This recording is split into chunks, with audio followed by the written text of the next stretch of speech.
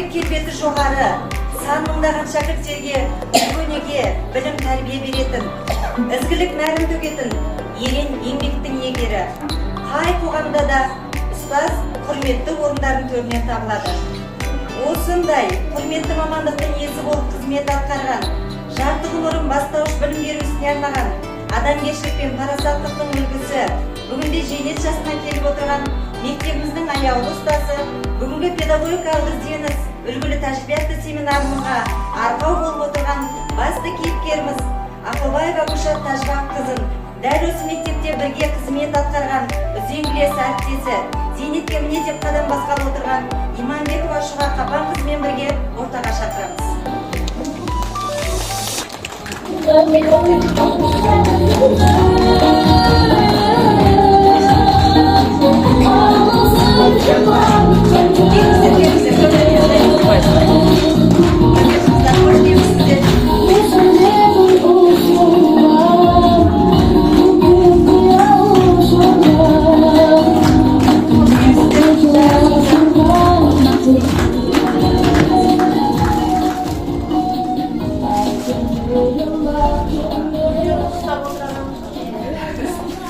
Hoş келіпсіздер, құрметті Шұға апай, Гүлшат апай.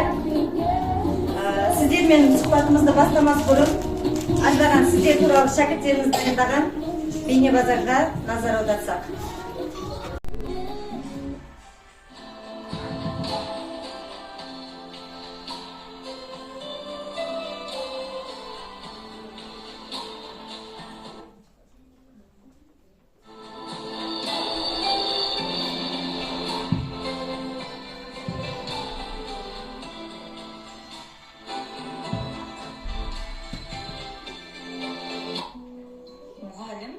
Күн нұрының астындағы ең құдіретті мамандық деген екен ұлы дидактик Каменский. Ақырын жүріп анықпас, еңбегін кетпес далаға, ұстаздық еткен жалықпас, үйретуден балаға деп тағы. Данышпан Абай айтқандай, ерінбей жалықпай, еткен еңбек арқылы шәкірттерінің жүрегіне жол таба білген мұғалім ғана нағыз ұстаз бола алады.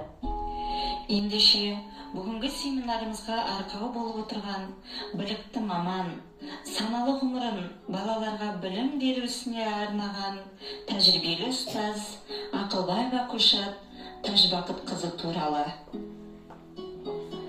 Гүлшат Тәжбақытқызы Алматы облысы Райымбек ауданы Шәркүде ауылының тумасы. Шәркүде ауылындағы орта мектепті үздік аяқтап, Талдықорған қаласындағы Ілияс Жансүгіров атындағы педагогикалық университеттің мектепке дейінгі даярлық мамандығы бойынша кейіндеп келе Қазақ қыздар мемлекеттік университетінің бастауыш сыныптарды оқыту мамандығы бойынша білім алады. Еңбек жолын тәрбиеші болып бастаған Гүлшат Тәжбақытқызы Сарбастау ауылындағы балабақшада ұзақ жылдар балабақша меңгерушісі болып қызмет атқарады. Кейін осы Сарбастау ауылындағы Сұраншы Сауранбаев атындағы орта мектепке бастауыш сынып мұғалімі болып қызметке орналасқан. Міне, содан бері саналы ғұмырының 40 жылдан астам уақытын дәл осы мектепте бастауыш сынып мұғалімі болып қызмет атқарумен өткізді. Білім негізі бастауышта, міне сол бастауыш сыныпта еңбек етіп, саналы ұрпақ, сапалы білімді оқушылар тәрбиелеген Гүлшат Тәжбақытқызының еңбегі орасан зор. Шығармашыл, нағыз өз ісінің шебері, бүгінде зейнет жасына келіп отыр. Білікті маман, тәжірибелі ұстаз болумен қатар, ұл қыз тәрбиелеп өсіріп, немере сүйіп отырған аяулы ана, ардақты әже. Өмірдің өзі ұстаз дейді. Ұстаз жаңағы алдындағы шәкірттеріне білім нәрін сусындататын адам ұстаз дейді. Ұстаздың мен үшін еңбегі ұшан теңіз, оны ештеңемен жаңағы салыстыруға келмейді. Ұстаз болу деген қиын да қызықты жұмыс. ұстаз болу жаңағы балаға бар жақсы қасиеттерді, білімді, жаңағы жан-жақты дамуды бәрін үйрететін адам. Сондықтан ұстаздың енді еңбегі өте көп. Шапай, қандай болу керек ұстаз? Сәлеметсіздер енді, сіздер қош келдіңіздер біздің мектебімізге. Ұстаз біздің шәкіртінің алдында білімді, әрі тәрбиелі, жан-жақты болу керек қой. Оқушыға алдында отырған балаға бар ынтасымен, бар зейінімен балаға білім беріп, жан-жақты болса, қазіргі нелерге, заманауи технологияға байланысты білім беретін болса, бала ол әр уақытта сенің өзіңнің еңбегіңді жемейді деп білемін. Ұстаз адамның ең бір қымбатты да аяулы бір өте бір мейірімді еңбегі ғой. Ең басты үйретушісі дейсіздер ғой. Рахмет, ең басты үйретушісі ендеше абай атамызда айтқан. Кітапханадан барыңдар да ізденіңдер деп бәрін Құнанбай Молдағалиев жайлы да бір өлеңдерін оқыған кезде обязательно қандай не оқимыз, соның бәрін біз барып бірінші библиотекада кім ол, қаяқтан шыққан, соның бәрін зерттеп, кейін барып өлеңін жаттайтынбыз. Сол кезде бірінші класстағы әліппемен қоштасу кезіміздің өзі ерекше есімізде, керемет өткен біздің ерекше мектебіміз самостаулық деңгейде өткен. 4-ші класспен қоштасқан кезде де дүркіретіп керемет өтіп өткізген болатынбыз. Сол сияқты кейіннен оқушылардың бәрі тек сол 4-ші класстан кейін біз қалып қойған жоқпыз. 11-ші классқа дейін сондай ұйымшыл класс болды. Қандай да болсын, мектептегі іс-шара, аудандық іс-шара бәрінің алдында біз жүретінбіз. Біздің класстың оқушылары сондай енді белсенді болдық. Сол енді түп тамырымыз осы бастауыштағы мұғаліміміздің арқасы. Одан ары алып кеткен қазір ол кісі де зейнетке шығып кетті, біздің қажеттіміз Сәулет апайымыз. Ол кісі де бізді одан ары қаратай дамып, ары қаратай бізді алып кеткен не болды да мұғалімдер.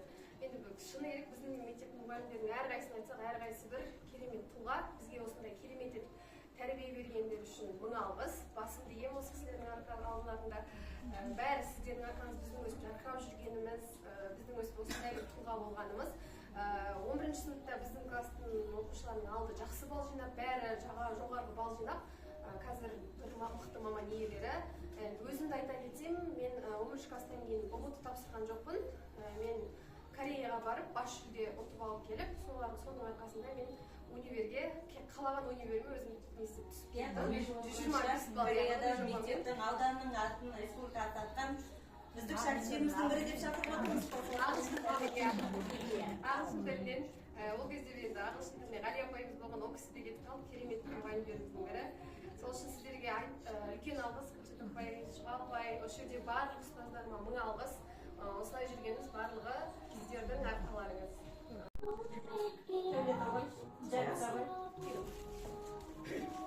Негізі қазақ әдебиеттер танитын бастауыштар тани ме екенсіздер? Дәулетбек Тұрман 3-ші сыныпқа жетпей, 3-ші сыныпқа оқып жүріп Мұқағали оқуларына қатысқан. Сол кезде 7 поэмасын Мұқағалидің 3-ші сыныптың өзінде 150-ден астан өлеңін қай жерінен сұрасаң айтып беретін сондай керемет ақылды оқушыларымыздың бірі. Семинарда айтып берді. Иә, семинар осында біз өткенде семинарда болсаңыздар, иә болған болатын. Қатысатсаңыздар болады, иә. Бір мен сөз алайын. Осы. Ана Думанды танымайтын шығар деп жатырсың. Біз осыдан бұрында Сарбастау мектебі семинар өткізген. Жаңа қыздарға келісіп айтып жатырмын. Сол кезде де осы залға өткізді, менің есімде жақсы. Енді 40 жыл бастауышта істеп жүрміз. Гүлшат бәріміз үзеңгілес болып кетіп жатырмыз ғой. Сол кезде кішкентай осы жерде жаңағы мен экранды қосып қойып, мынаны айтсын ба, мынаны айтсын ба, мынаны айтсын ба деп мұғалімдер ананы номерді айтып отырды. Сол кез келгеннің астынан шыққан өлеңдердің бәрін жатқа оқыған. Менің жақсы есімде. Кейін жастар көрмеген болуы мүмкін, бірақ біз ол семинардың ішінде болғанбыз. Содан кейін жаңа айтайын деп жатқаным. Сол кезде кішкентай ғана, сол кезде де айтылған, мынаны жарысқа барып едік, қатыстырғысы келмеді Мұқағалиға. Одан кейін біздің бастауыштардан алса деп, сол кезде бастауыштың мұғалімдерін бәріміз ұсыныс жасағанбыз. Біздің бастауыштың балалары көп мынандай шыға бермейді ғой. Көбінесе жоғарғасы көрінеді, бастауыштағы біздің еңбегіміз қалып қалады. Бірақ осы семинарда көрсеткен осы бала менің есімде жақсы. Кішкентай ғана қара бала болған. Жаңағы кез келген номерді айтып отырды қатысушылар. Кез келген тақырыпты ашты да оқи берді. Жақсы есімізде. Кез келген жерден Талап айтады. таудай болсын жырағым. Осы тәжірибесі республикалық, осы облыстық жетісу телеарнасында да осы еңбегіміз таралған болатын. Сұхбаттан сәл үзінді тамашалаңыздар. Жалғастырамыз. Мұқағалидың жырын оқығанда ерекше бір күйге енетініміз рас. Өз шығармашылығында поэзияның нағыз ерекшелігін көрсетіп кеткен екен. Сол сәл толықтырып өтейік. Мархабат. Қадірін қазақ әлі түсінбеген қазақ ақыны өзінің туған күнінде күй іштен. Бүгін менің туған күнім ой бәләй. Мына адамдар неге жатыр тойламай? Банкет жасап берер едім өзіма. Тәңірдің бір жарықпай-ақ қойғаны. Мына дүние неге жатыр үндемей? Алаулатып тойдың шоғын үрлемей. Құшақ-құшақ гүл шоқтарын лақтырып. Мынау шапан, мынау атым үндемей. Деп өз жырымен халқына арыз қалдырған. Қаншама жыл өтті. Тірісінде қолдан көрмеген ғұлама.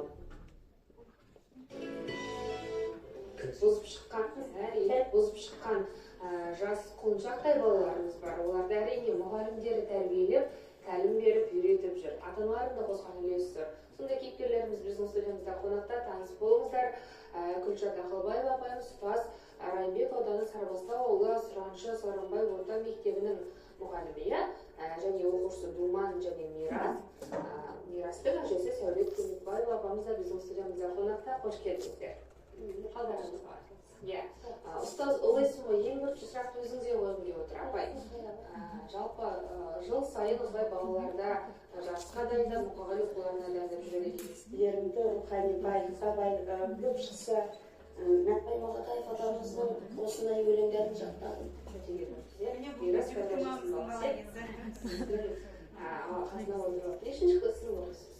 Мен 5-ші сыныпта оқимын. Мұқағали Мақатаев атамыздың өлеңдерін, шығармаларын әрқайсысын алып қарасақ мағыналы да мәнді. Мұқағали атамыздың шығармаларына қызығушылығым 3-ші сыныптан бастап артты. Сол кезде думандар түрлі жарыстарға шығып жүрді. Думандарға қарап қызықты. Ал Думан бұл балаларға кіші ол кезде. Арада көп уақыт өтпей, сізде қанша өлең жаттадыңыз? Менде 90 өлең, 2 поэмасын қазір жаттым. Думанның мәнері, Думанның жаттауы көп оқушыларға үлгі болған болатын. Әлі тағы да жаттайтын ойыңыз бар ғой? Жаттаймын болашақта. Думанға жетіп 4 поэма дегенмен сіз тағы одан асып жаттап алатын шығарсыз. Жаттаймын. Жаттайтын қанша болады осындай? Сіздің сыныбыңызда қанша болады дейді Мұқағалидың? Көзімді ашқан көкірегімді соғысы да бар, әке де бар, ана да бар. Сол балаларыңыз, немерелеріңіз тәрбиелеп отырсыз. Бала тәрбиесіне қаншалықты өз пікіріңіз бар? Шеше, сен бақыттысың. Шеше, сен бақыттысың, жыламағын, жай түсіп жатқанда да құламадың, тәңіріңнен мен едім ғой сұрағаның, сондықтан жыламағын. Бармын ғой, тірімін ғой қасыңдамын, өлмеймін мен өзімдей асылданмын, таусылып өз-өзіңе шашылмағын, байырға берекеңді қашырмағын. Сол жүрек. Немесе поэзияны айтсаңыз. Поэзия менімен егізбедің, сен мені сезесің бе негіздедім, алауытқан таңдардан сен іздедім, қош шайнап тұз жаладым, шаңқылдап алдымнан шығаны ана қыран, алыстан келеді шоқ бозбаладың. Қазақ жері. Пай келін еткен жер, батырлар дүбірлеп өткен жер, тұлпарлар дүбірлеп өткен жер, қашықтар бір-бірін Әр жерінен сұрап жатыр ғой жаттаған өлеңдердің телеарнаның өзінде тікелей эфирде. Болың жұрттың арқа сүйер азаматы. Жылы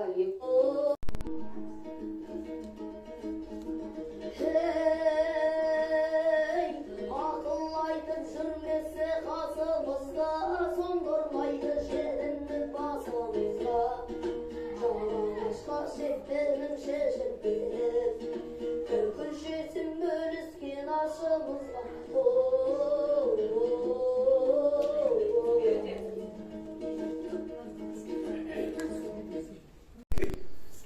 Сол туралы. Мен ең алғаш 6 жасымда Гүлшат апайдың алдына келдім сыныбында. Сол кезден бастап оқытты, білім берді. Ең алғаш біз Мұқағалидың Райымбек поэмасын бірінші сыныбында жаттатқан болатын сол кезде. Дәл осы жерде әліппемен қоштасу кешінде сол Райымбек поэмасын жаттаған болатын. Гүлшат апайдың сол кездегі дарындылығы сода біздің сыныпты тек бастауыштың білімімен ғана шектетпеді. Сонымен қатар әдебиет дейтін бір алып бәйтеректің бір алғашқы талдарын біздің жүрегімізге егіп бақтаған болатын. Біз одан ары қарай 3-ші сыныпта осы Мұқағалидың жарысына дайындалып бастадық. Сол кездегі 7 поэмасын 100-ден аса өлеңін жаттатқызды. Жаттатқызған кезде бұлай болатын, апайдың бір күшті тәсілі болатын.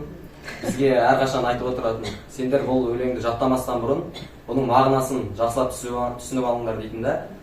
Барлық поэма болсын, қандай өлең болсын, әр жолын, әр шумағын, әр тармағын бізге түсіндіретін мағынасын. Сосын барып жаттатуға жіберетін. Содан бері менде әлі есімде, сол мағынасымен жатталып қалғанда, түп тамырымен сақталып қалады ғой қанша дегенмен. Әлі есімде бір осы 3-ші сыныбында жарыста Хан Тәңірім деген өлеңін айтқан болатынмын. Таудың мен ұнатпаймын тапалдығын, тапалдан талайлар ақтатар жоғын, сүйеммен табиғаттың ұлылығын, сүйеммен табиғаттың қаталдығын деп. Одан кейін ол өлең жатталып, дұрыс оқылмаса, тағы да тыңдарманның жүрегіне жетпей қалатын белгілі. Сосын Гүлшат апай бізге оның дикциясын қойып беретін. Әрбір жолын тармақтарға талдайды ғой. Сөйтіп буын бунаққа бөлгесін, әрбір жолының мәнерін айту дикциясын орнатып берді. Одан кейін біз өзімізбен ғана шектелмей, басқа сыныптарға да түсінікті болсын. Мысалы, олар оқымай қалуы мүмкін. Сол үшін де біз көрініс қылып осы Райымбек поэмасын қойған болатынбыз. Сол кезде менің сыныптастарым Жанболат деген, Мағжан деген балалар Қабаби болды. Біз сол кезде судың толқынын жаңағыдай матамен келтіріп, Райымбек поэмасын көрінісіп қойған болатынбыз. Бастан аяқ Райымбек поэмасын, Райымбек поэмасын түгел қойған болатынбыз. Гүлшат апай бізге бір жағынан көрші болды. Енді есіме қызық оқиға түсіп тұр. Айтпасам болмайтын шығар. 3-ші сыныпта ғой, шатаспасам, сол Мұқағалиға дайындалып жүрміз. Сол қалай жаттағыңды сұрайын деп тұрмын. Қалай жаттау мүмкін? Сол жаттап жүрген кезде поэма жаттау керек болды. Біз Арғона поэмасына келіп тоқтаған болатынбыз. Әлгі поэманың сөзі маған кішкене ауыр келді. Ауыр келгенде өзімде ынтам болмады ма, содан бір күні таңертең айтты.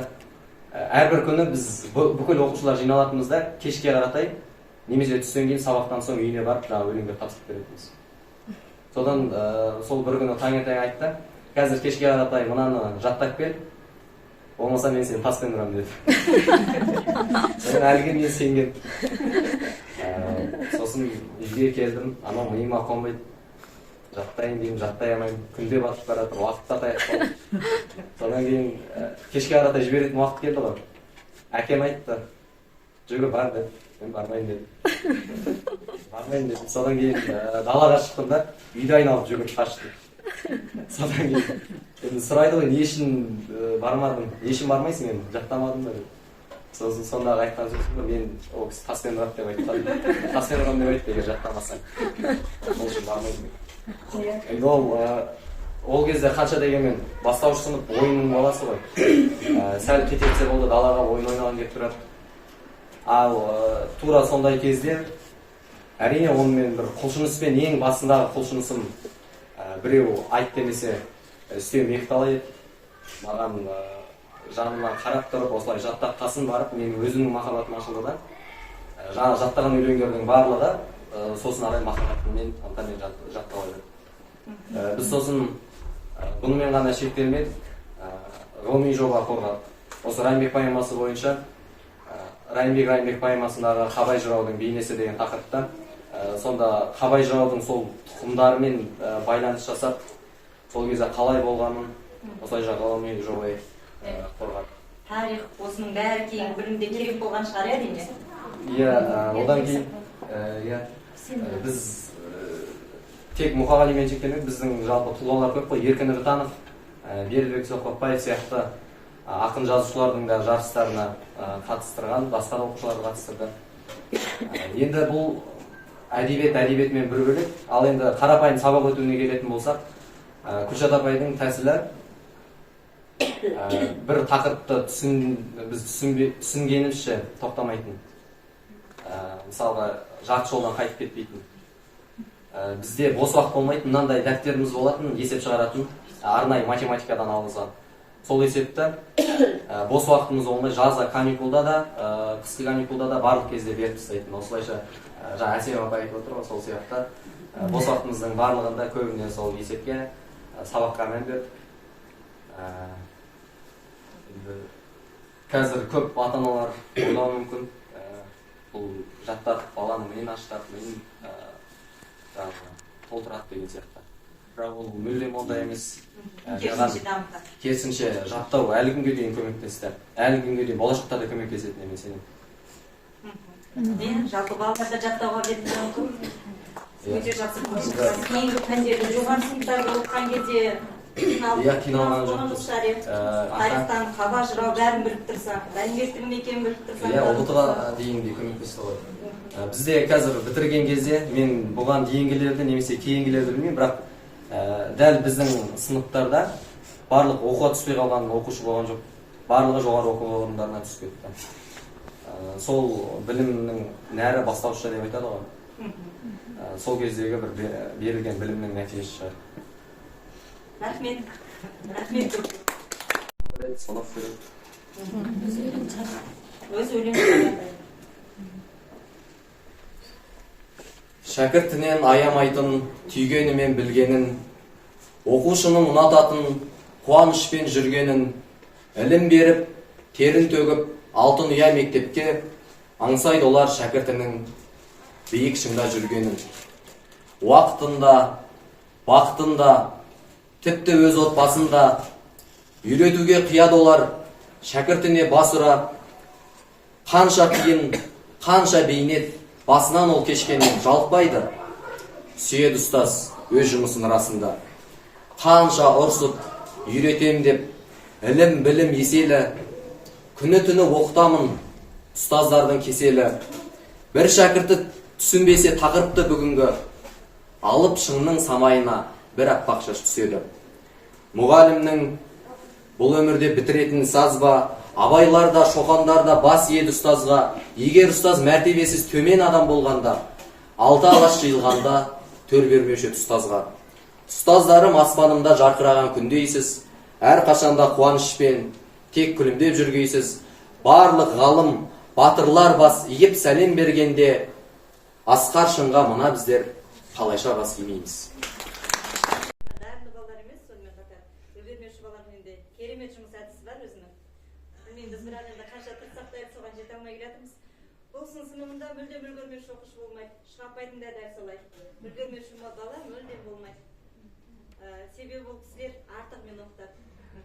Бір ата-ана бар осы, Күлшат апай қазір енді зейнет жастамын деп сыныбында бір оқушысын қосымша оқытыңызшы деген ғой.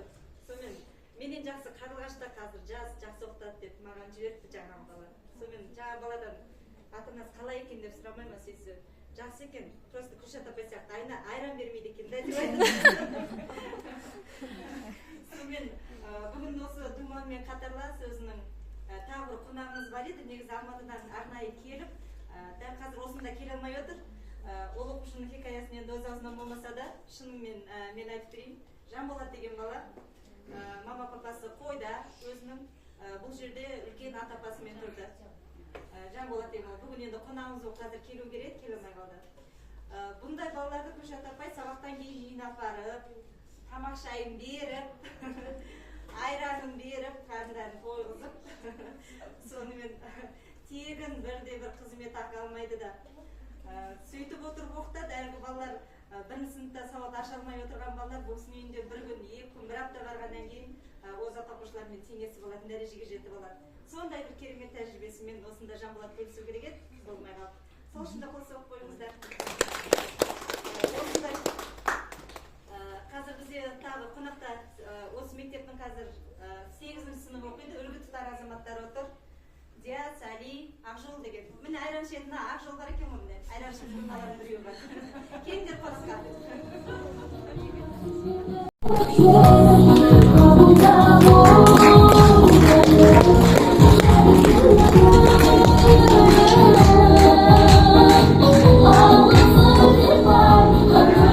Жас деген өзі еңселі жігітіміз, біздің жігіттердің бәрі көбін шаста шетінен сұлу.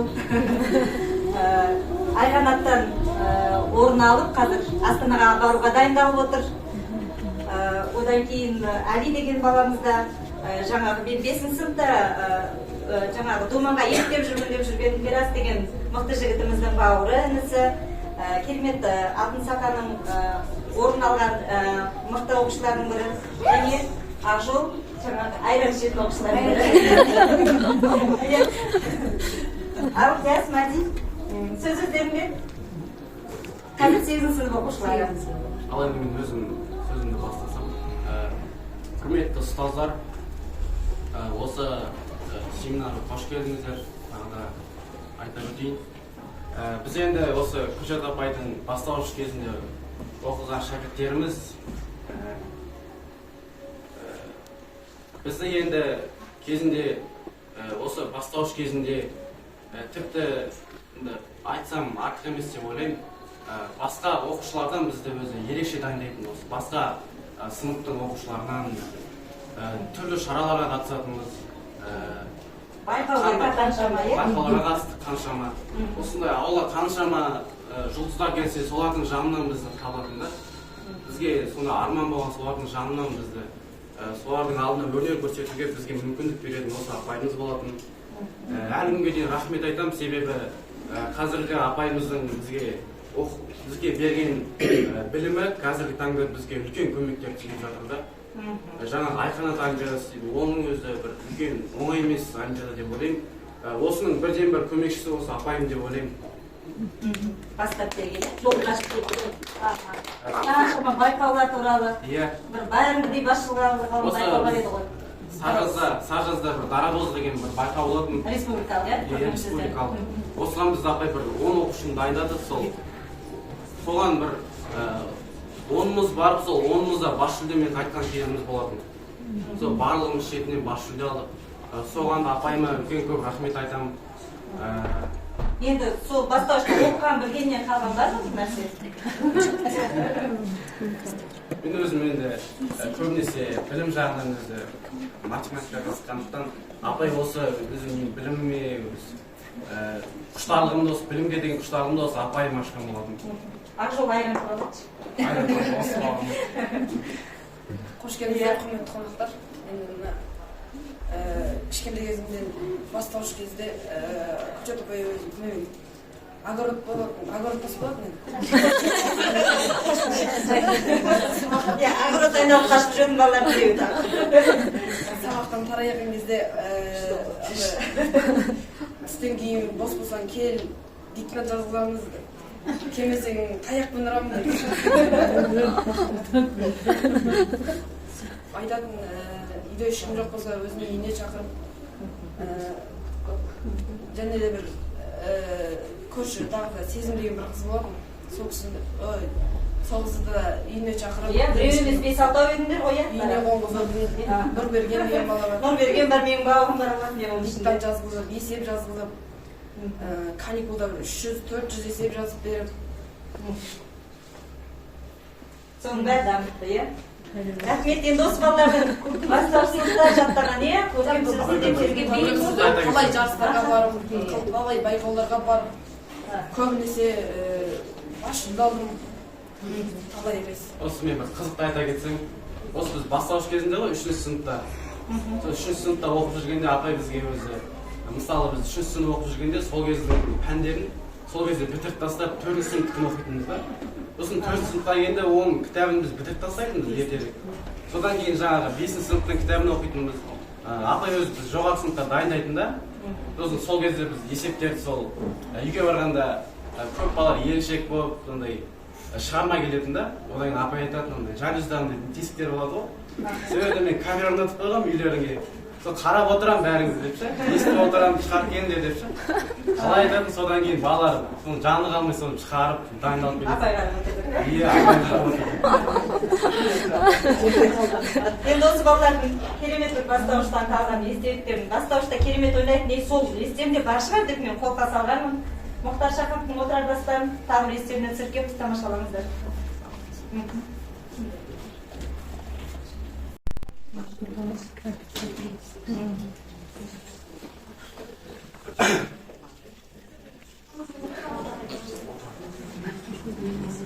Даңқын қайда төскөрлеген 200 мың әскерменен 6 ай бойы кіп кішкентай отырарды ала алмау, 6 ай бойы отырардың осал тұсын таба алмау, ойыда ол сезім аспан, тек жеңіспен көзін ашқан, менің алғыр ұрпағымның сүйегіне зор таң ба, намысыма сызат түсті мына сенің арқаңда. Деп Шыңғысхан Шағатайға оқты көзін қадады. Осы күніш мені дөртеп барады. Отырардың бақытына орнаған, болар бәлкім алдырмай тұр зор қамал. Бірақ әке, жүргенім жоқ аянып, қанша үмітім желге ұшты, қанша әскерім жер құшты, дала жатыр қызылғанға боялып, егер бүкпей баяндасам шындықты, рухы өр, тәні бекем. Бұл бір қайсар халық екен, тірліктен де артық қойған бірлікті.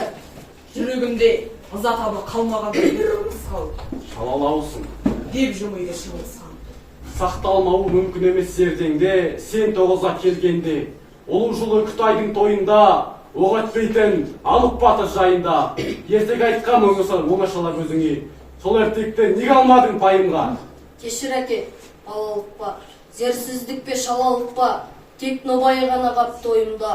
Ұмытпасам Массагет даласында, аңдысқан қас пен достың арасында. Атса садақ дарымайтын, мыңмен жеке шайқасса арымайтын, шапса қылыш кеспейтін, жанарынан мейірімі өшпейтін, өтіпті бір өжет батыр нар кісі. Деп баласы кібіртіктеп тоқтады. Есімде жоқ, әке одан арғысы. Есің кетсе естіге кіріп тарсың, ең басын ұмытқансың. Деп Шыңғысхан ызбарлана тіл қатты. Әр сөзінде атан түйе қайысардай ізін жатты. Ендеше түсірейін есіңе, жомарт аңқау сайдала төсінде, санның әскер жеңбеген оралыпты, бірақ адам табанына салыпты. Әлгі алыптың кеудесінде бармақтай оқ өтетін осал жері болыпты. Даңқ кімнің күліп тұрса басында, сатқындықта бұғып жүрмек қасында. Айлакержан соны жазбай таныпты, қай кезде де айла кескен нарықта. Жақын барып үңілместен жауына, шығам деме ұлым жеңіс тауына. Адам аз ба күшке сеніп таласқан, жауың мықты, бұған сірә таласпан. Әр мықтының осал жері болмай ма, болса қайсы, оған баста жол қайда. Ал бұл сұрақ бар кез жүру керек сенің басында, менің күллі жеңісімнің құпиясы осында. 6 ай бойы ерлік сатқа төрін берген отырар, 6 ай бойы алапатта жеңілмеген отырар. 6 күнде жермен жексен қирады, ақыл ойын жалындатқан, өнер қылып шамын жаққан, ұлы қала Азияның маңдайына сыймады. Безбүйрек жау сәбилерді, шал шауқанды кемпірді, тіпті жүкті әйелдің де ішін жарып өлтірді. Құзғын қарға ғана тынбай шарлап мұңдаспанды, отырардың аянышты зарлы өмірі басталды. Айдай әлем мойындаған даңқы бар, 150 мың халқы бар. Нән қаланың асқағаны осымен шектелді.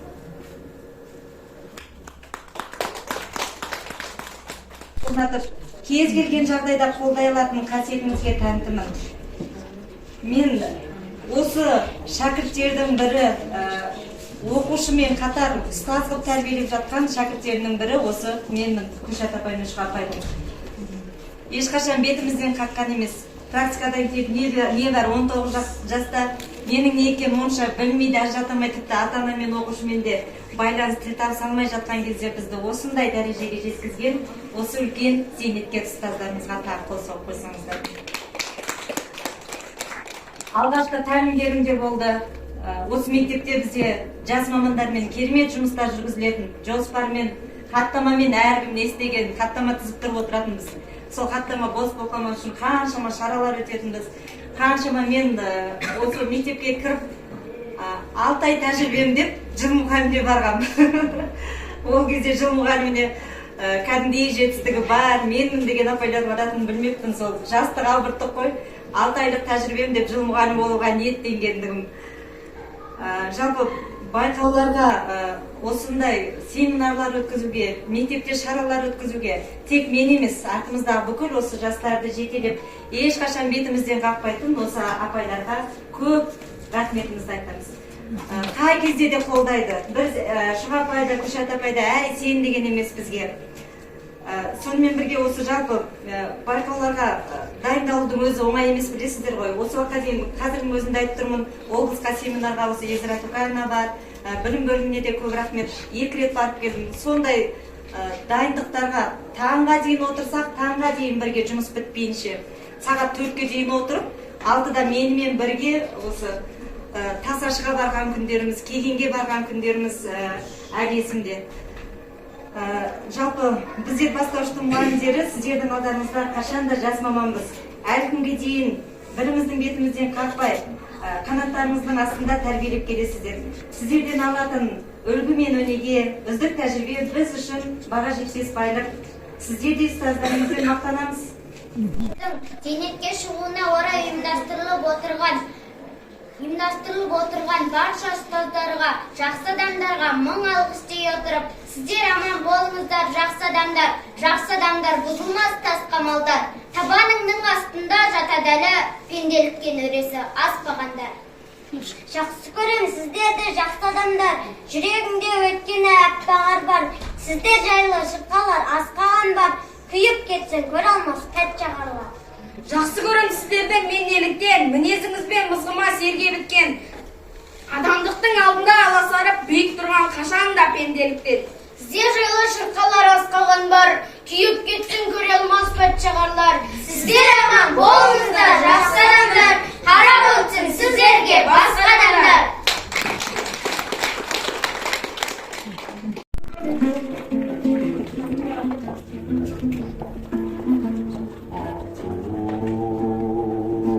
Зәуелейді қалықтаған айдейін қанатын жоқталып барам, жүрегім құс болып ұшып кетті-ау өрге, жатып жалғыз қалай алып аламын дариға дәурен. Игигай гиккай гикко, игигай гиккай, игигай гиккай гикко, игигай гиккай гигигай, дариға шіркін дәурен.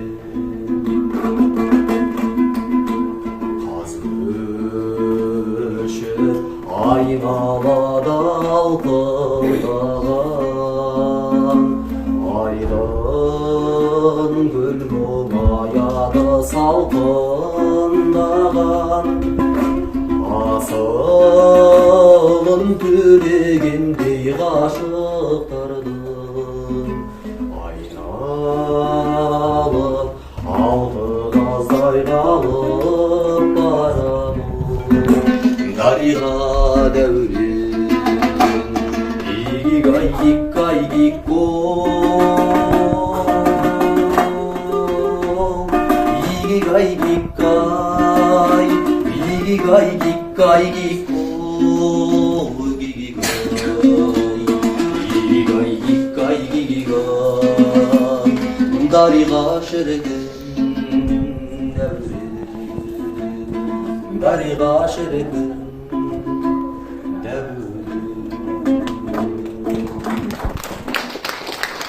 Сондықтан да міне осындай шара өткізіп жатыр. Сондықтан міне коллективіне, ұжымына үлкен рахмет айтамын. Сөйтіп елеп, ескеріп жатқанына. Енді осы шараны бүгінгі міне күн енді нұр ғой, енді көктемнің жаңбыры. Бірақ та сондай шараға уақытысында келіп, бағана ертеңнен келіп алды көп азаматтар. Келгендеріңізге рахмет айтамын.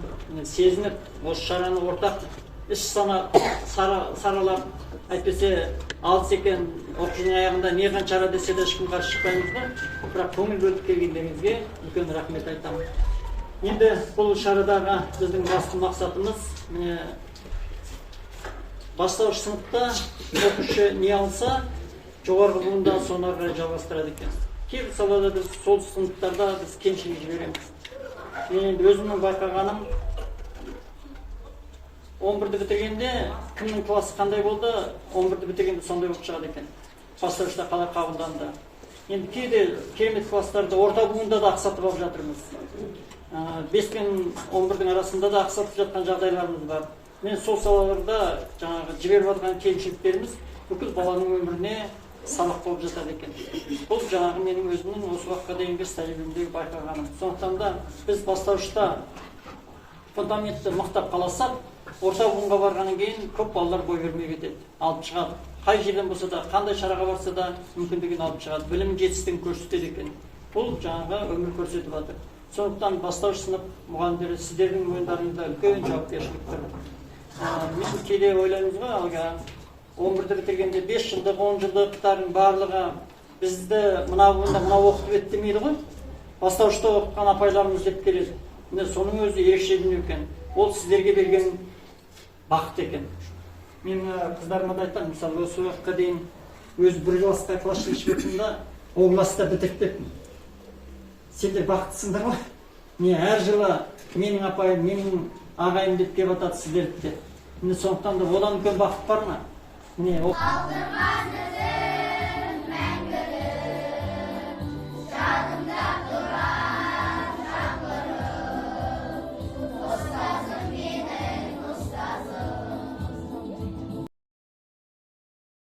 бізбен алмасып тарату болатын басты мақсатымыз.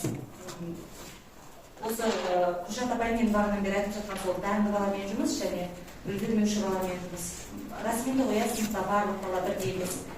Кейбіреулері алып тұра алдыға шығады, кейбіреулерін көбірек жетелеуге тура келеді. Осы бағыттардағы Құлшат апаймен жұмыстары осы кісілерден, шыға пайдағы осы кісілерден үйрене жүріп, біз өз тәжірибемізге енгізіп жатырмыз. Енді сол қыздар қалай, мысалы, қазір бізде бағдарламадан өздеріңіз көріп отырсыздар, дәмді баламен жұмыс бойынша 2 қыз және үлгермей жүрудің алдын қалай аламыз, сол бойынша 2 қыз мен көрсетеді. Әрқандай бағдарлама бойынша тізімде көріп отырсыздар, ұстаздар білмеген, сол бойынша шығып өз тәжірибелеріңізбен бөлісе берсеңіздер. Сонымен осында бірақ аяқтап, қорытындылап кетсек. Рахмет. Тақырыбымыз дарынды балалармен жұмыс істеу. Дарынды балалармен жұмыс, әр бала болашақтан шыққан, әр бала ертең құпия. Нұрсұлтан Әбішұлы Назарбаев айтып кеткендей, Қазақстанның болашағы қазақ тілінде. Дарынды балалардың айқындауында дарындылық адам психикасының өмір бойы жүйелі түрде дамып, басқалармен салыстырған адамның бір немесе бірнеше іс-әрекетін жүзеге асыру және әдеттен тыс сирек кездесетін жоғарғы нәтижелерге жету. Дарынды балалардың ерекшеліктері. Ең алдымен балалар жаңағыдай қиыншылықтан қорықпайтын балалар. Дарынды балалар кез келген дүниеге жарайды апай, орындаймын апай деген балалар ғана ол дарынды балалар. Бұл кісілер өздерінің мына жерде мына жұмысым бар, осы жұмысты алып мына балаға бер, мына бала дарынды деп осы кісілер көп көмекті көрсетіп, көптен көп алғысын шексіз. Сұрақтарыңыз болса қоя тұрсаңыздар болады. Қалай бір өлеңді? Ағайым қатайып сатқан емес. Бір күнімді келді. Жабыдан туған жаманат, шаба алмайды бөжектеп. Қырдан қиқу төгілсе, елге таман үмілсе, арғымақтың баласы шабуш едім кезектеп. Сіздердің назарларыңызға Мұхтар Шахановтың «Нарқұм завалы» атты поэзиялық шығармасынан үзінді. Махамбеттің соңғы сөзі. Мен түсімде зорлық көрдім, қорлық көрдім ғаламат. Бір таныс қол соғып өтті әлдекімді панама. Зұлымдықтың жасырынып келеді жамама. Иығымнан ұшқан басым көкірегімде домалап. Бара жатты атамекен ақ жайықты жағалап. Жүрегімнен аққан қанға боялыпты барама. Жә, бұл түсім тегін емес мына сойқан заманда. Тіршілікпен қоштасар сәт жетті-ау деймін мағанда. Қоштасар сәт жетті-ау деймін туған елімнің селін. Бостандыққа шақырып ел, сенің заңғар ақменен. Едім әрі өлшемің, жанашырың жақыныңен, және қайсар. ақ неме. Жұлдыздай боп жанаралда, ақындықта елден ерек басқазан, батырлығы жоқ адамнан үлкен ақын шыққан емес ешқашан. Махамбеттің көрген түсі шындыққа айналады. Әке үкімі. Әке. Жүруші едің маған ұлқи өкпелеп, киюші едің мал болмайсың депті. Сол сөзіңді сірә қайты баласына ал шамасы. Аты шулы Баймағамбет сұлтаны маған берген сыйлығына қарашы. Е сөйле, қандай ерлік көрсеттің? 2 ай бойы қане қайда жол шектің? Топ бастадық 4 адам Махамбеттің жақыны. Ақыласты үгіттеп, мақтап қағып арқаға, қапсызда қармақ соғып, Махамбетті алдап соғып, басын кесіп, сыйға тастық сұлтанға. Ой, залым-ай, жүзі қара залым-ай, бұндай залым екеніңді келген қалай танымай, бұдан өткен зор қасірет болар ма?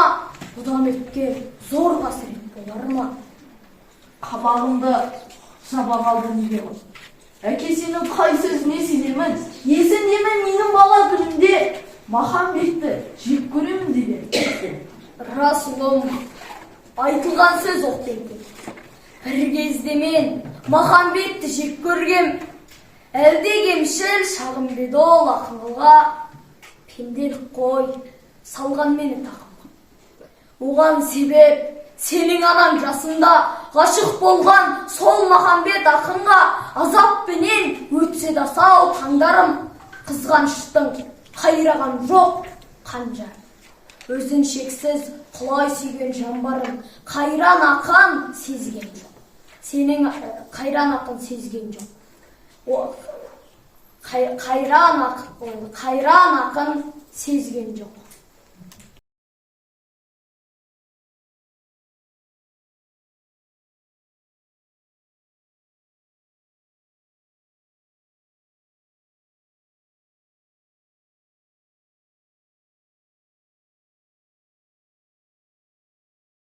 Біздің ұрпақтарымызды саналы, салауатты жаңағы отанына деген сүйіспеншілігі бар патриот азаматтарымыз тәрбиелеп отырған Ақылбекова Күлшат апайымыз ортаға шақырамын. Менің өзімнің осы кісінің жолы ретінде өзімнің жеке атымнан шапанымды кішкене сыйлығымды алып бердім. Осыны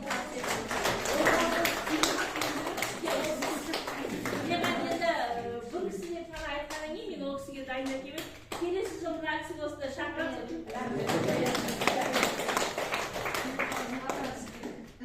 Мен енді өзімнің стилім сізге ұнайтын шығар деген ойда.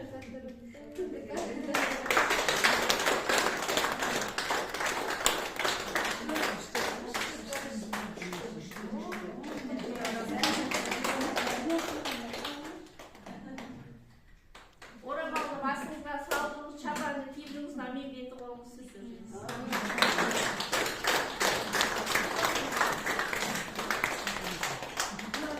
Еңбегіңіз елене берсін, әріптестер барлығымыз осындай зейнеткерлікке жетіп, бір мәртебелі, сыйлы болып, жаңағы зейнеткерлікке жетуге Алла нәсіп етсін. Талмай еңбек етіп, үнемі ізденісте жүретін, өз білгендерін жас мамандарға іс тәжірибелерін үйретіп, болашақта оқытумен тәрбиелеуде талмай еңбек еткен үшін Сауранбаев атындағы орта мектеп мұғалімі Атембекова Назгүл марапатталады.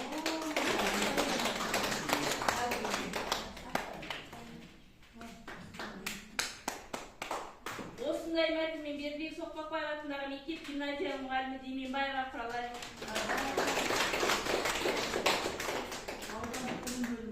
аудандық білім бөлімінің мақтау қағазы. Осындай мәтінмен Абай атындағы орта мектептің мұғалімі Омарбекова Шайгүл марапатталды.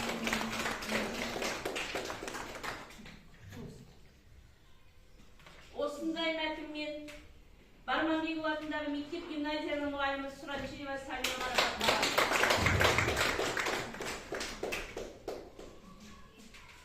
Осындай мәтінмен Көлекбай Шырадұлы атындағы орта мектеп мұғалімі Байтенова Гүлмира марапатталды.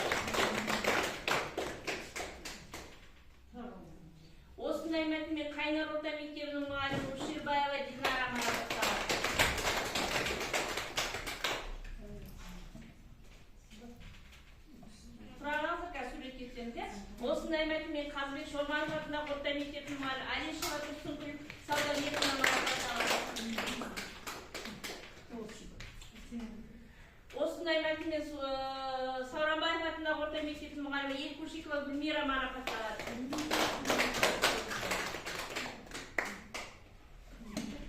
Осындай мәтінмен Кукузова Фарида Ерланқызы марапатталады. Енді жаңағы бір сабақты екі қызға бір грамота ғана болып қалыпты, енді ол қыздың грамотасын менен білім бөлмей келіп аласыздар, иә?